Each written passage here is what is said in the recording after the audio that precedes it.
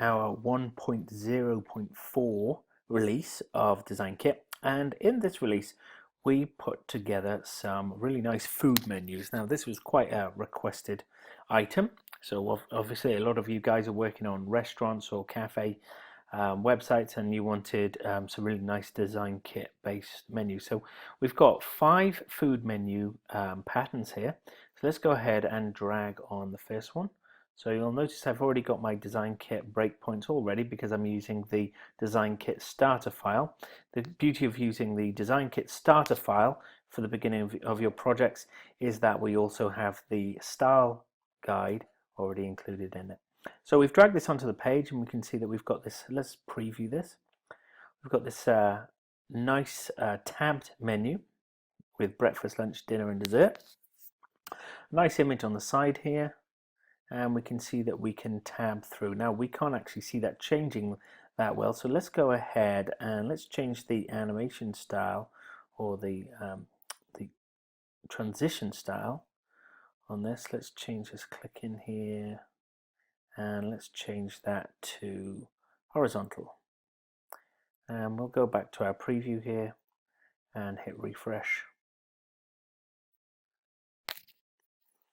And that will update. Okay, cool. So now we've got this nice sliding menu.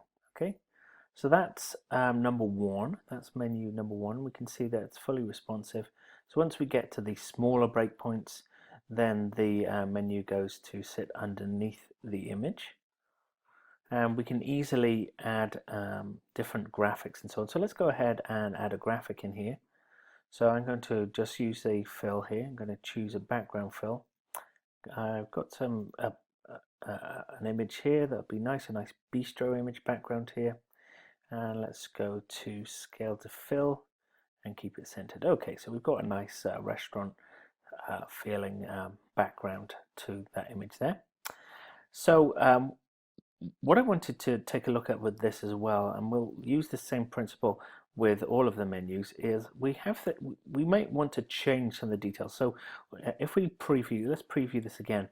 Now we might want to jump in and obviously change, we're going to want to change the wording of it, of course, but we might want to change things like this line, or perhaps you want to remove that line completely. Well, there's a really simple technique for this. So I'm just going to hover over until I get that line. Now I've got that line selected. I'm going to go to my object, to my edit, and I'm going to do select same rectangle, and you'll notice that it's selected all those rectangles so that we can just remove those. If we go to here, we can do that on each one of those. So we could change the color, or we could just remove it if we found it was being a bit of a pain when we were editing or modifying this menu. Okay, so that's just a little quick tip on there. Let's run through some of the other menu designs. So we've got food menu number 2. Let's pop that on the page. And once it comes onto the page, notice I just dragged it to this area here, and sometimes people using DesignKit think that maybe it hasn't moved into place correctly. Well, this is just because it will drop it wherever you release the cursor. So we can whilst everything is selected, we can just move it into the place wherever we want it to, or we could dial it in here using the Y axis to move it into position. There we go, we're happy with that. And this one as well, what we'll do now is let's put a background image behind this. So this is all looking good. This is a nice menu. Let's preview this again. And once we've previewed it, we'll go in and put a background image. Okay, so this is looking nice. We've got this nice full width image behind it. And if we go down to we need to make sure that in DesignKit, of course, we need to make sure that in our breakpoints, all of our different breakpoints, that we've set everything correctly. So let's just dial in on the y-axis. Remember, we're going to dial in 0 here with everything selected, or whatever position you want yours to be at. So let's have a look. 0, 0, 0, and 380. 0. So that was the y-axis, moves everything up and down. Okay, so let's preview this again and refresh. So now we can see that the menu again with our breakpoints, scales nicely and jumps into a single stack once we get into those lower breakpoints. So let's go ahead and put a background image on this. So we've got this light grey area here. So I'm just going to go to my fill, add an image, go to my bistro background or whatever image you want to select. I'm going to choose scale to fill and I'm going to center it up. Now, the problem is obviously we can't see the text very well because it's dark text. So I'm just going to select everything and then just select the deselect the background image. I'm going to go into my paragraph styles and my character styles here, and if we use the character styles instead of using the just changing all the text to white, we have a white text and this is applied from the style guide, and I can just select that and that's now converted all of our text to white, but it still retains all of its paragraph style. So if I click on the paragraph style here, you can see that yes, it's got a plus next to it, but because it's had a character style applied on top of the paragraph style, we're able to change all of the text color all in one go, and it still retains its H1 paragraph style. Okay, so let's do some other modifications on this. We could do, for instance, if we added a fill to the background here, let's add a black fill to this, and then we'll take our image and we'll take the opacity of the image down. Let's take it down to about 60%. Okay, so we've got this nice kind of hazy look image, and because we've got a background image fill, we get to have we get this kind of like nice hazy effect. The other thing that we might want to do is we might want to put a color overlay. So let's bring this all the way back up to 100%, and then I'm going to look in my layers panel here, and I can see that I've got my rectangle selected there. So I'm just going to go to object and then edit, sorry, and duplicate. So I've duplicated on top there, and we can see that it just dropped down by 10 pixels. So I'll just set that to 0. And I'm going to go to my fill and remove the background image, and then we've just got this we've got this black color here. So I'm going to just drop this down so that we've got we've still retaining the image, but it means that the text is a lot clearer to see.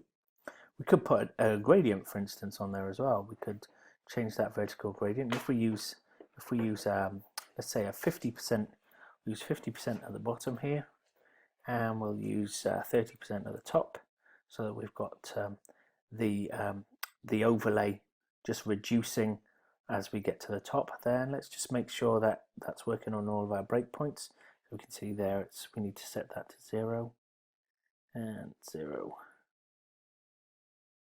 0, 0. Okay, should be all good. Let's go up.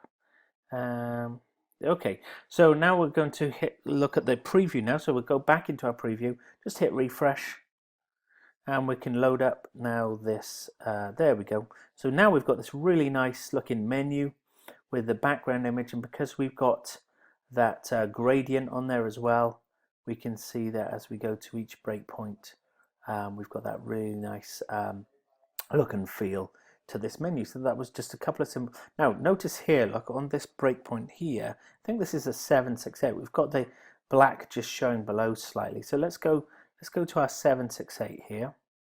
Just take a look at what that particular issue is there. So no, it wasn't. It was the 960. Let's just make sure that we've got that just sitting 960. Okay, that was fine.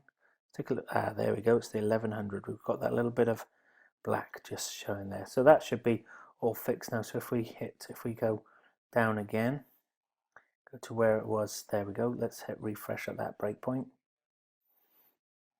and we can see now that everything's fixed. So that's a really simple way of using the menus and very quickly making a very impressive feeling look and feel to this menu with just, and all we've done there is we've just added a background image with a gradiated overlay on top and changed the text to white. So let's just take a final look at the last 3 menu types. So I'm just going to select all of them, remove them, and then we have, let's go to our library here. So menu number 3, let's drop that at the top here, close to the top as we can. So menu number 3 is a 3-column menu, and then we have a button that could take us to another menu. So I'm going to remove that now, and then we've got menu number 4. So this is a real nice menu with a little image next to each food item. So we just click on there, for instance. Let's say we could, and then let's go to our fill. Go to let's choose a little bistro background here, or it would be a picture of the actual food itself, and we could change all of those menu images, so you've got a nice little picture of what the food is going to look like, hopefully. And then finally the last one, food menu 5. Let's just move that into place. And this is again a tabbed menu, so once that's in place there, we'll pop that there like that. Okay, and then let's just preview that. And this is once again a tab menu, but we've got the tab menu with the picture icon next to each menu item. So again, this is all just using standard Muse. So everything in here is fully editable in Muse. The typography, everything about it is editable in Muse itself. And is very straightforward to use, and of course it's connected into Style Guide as well, which means that you can easily change the typography of each item within the Style Guide. So those are the 5 menus that we've added to Design Kit to help you when you're building your restaurant and bistro and cafe sites, and we hope you enjoy using them, and thanks for watching.